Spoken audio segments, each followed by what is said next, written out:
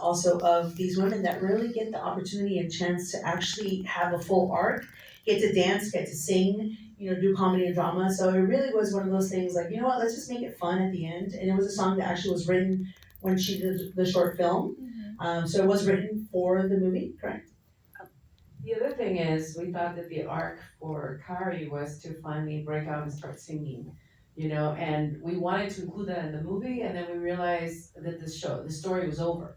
That her going into the beach and these women feeling really proud of themselves and in their bodies, that was really the ultimate. And so then we said, oh, it kind of doesn't quite work, but we still want to include it.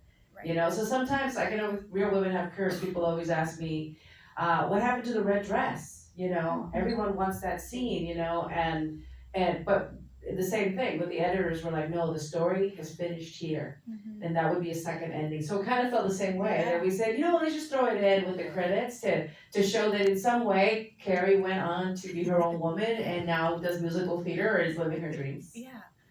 Also, I'm sorry, I think I jumped ahead of myself. Can you please introduce yourselves to the audience? That's right. I know who you are. You're so taken that you're like, oh my God, I have to know. Yes, I'm Josefina Lopez. I'm the writer, producer, executive producer. I do too many. I'm also the caterer. What was it? I was a set designer.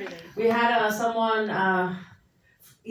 something tragic happened, like 3 days, like most filmmakers know, you plan everything, and then 3 days before something tragic happens, and you just have to take on 3-4 more jobs that you weren't expecting. Yes, and so. I'm Yelyna de Leon. I played Carrie, and I am also the director and producer of this movie. To Josefina, you wrote for the iconic Real Women Have Curves. Revisiting some of these themes so many years later, was there anything new that you discovered that you wanted to explore? Yes, because social media has made it worse for women, right? Not only are you bullied and harassed, you also get rape and death threats, right? And for just trying to be proud of yourself, and loving yourself. So we felt like we did. Also, the whole thing with semaglutide and how now, all these celebrities are taking semaglutide, everybody's losing weight so quickly that it also puts more pressure on women to say, oh, well, why are you fat now? Now there's like a medical solution for it. They have everything. And so it's almost like choosing not to do any of that becomes a political statement, So there's a lot more pressure. And then, like the other thing that most people aren't aware of is like your cell phones create a distorted view of your body. Like there's been an increase in like chin surgeries, right? All kinds of distortions. Also, pornography has been normalized to the point where a lot of things that only existed in pornography, now women are requesting in terms of altering their bodies, things like that you go, this is ridiculous. So I feel like even though, I wrote Real Women Have Curves back when I was 18, I'm 56, so do the math, right? I thought things would be better for women, and there are some things that are better, but not necessarily when it comes to image, right? So, people always ask me, well, are you against people like putting on makeup and making themselves look good? And it goes, no. It's about a woman always having, always understanding that she has a right to put on makeup or not put it on, that she has a right to be thin or not, that everything that her body represents is really her choice. And when women are pressured in any way, then there's no freedom there. And it's really about that. Because, we're also not telling people, oh, don't get the surgery. We're also not telling people, don't get, Ozempic or whatever. We're saying, like, do it for you. Yeah. Ultimately, it's for you. Yeah, totally. Can you talk about how it came to be that you both worked with each other on this, how you met, and how that collaboration started? Sure. So Josefina and I have known each other for a very long time. We were just in the same circles as, it's a very small town. Everyone that's working is working. I had auditioned for Real Women Have Curves actually to play Anna. So I was I went all the way to the last round. And the runner-up, right? As Josefina says, if she was in the room, she can say that.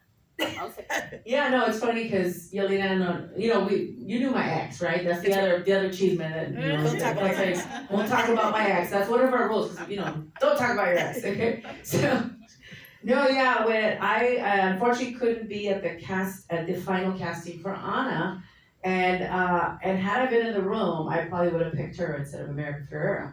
So I think it was destined that we were supposed to work together because we kept seeing each other. Every party, every event, everything, every protest, every time we're trying to empower Latinos, we're there. And then eventually she started working at my theater, Casa 0101, And we just happened to work on a project directly, and then I saw how amazing, she worked with 20 kids, right? And she still did a great job with no budget, 35 kids, right? I was told, write a script for 20 kids in one location, and you don't know anything about it except that. So I came up with an idea, and then she executed it. And we didn't even work together, it was just like a summer program, and I said, oh my God, to deal with that many children and not go crazy or kill someone in the process, she must be like a kick-ass, badass lady. Anyway.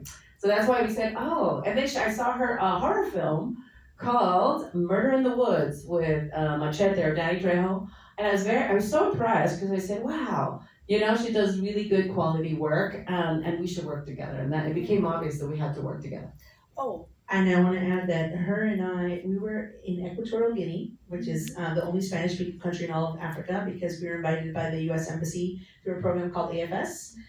Through USC. So we were there to teach a workshop for people that have never done films, So we basically were there with no Wi-Fi. Their camera never came in because it was stuck in Spain. In a dictatorship. So we had zero resources. It was raining every day.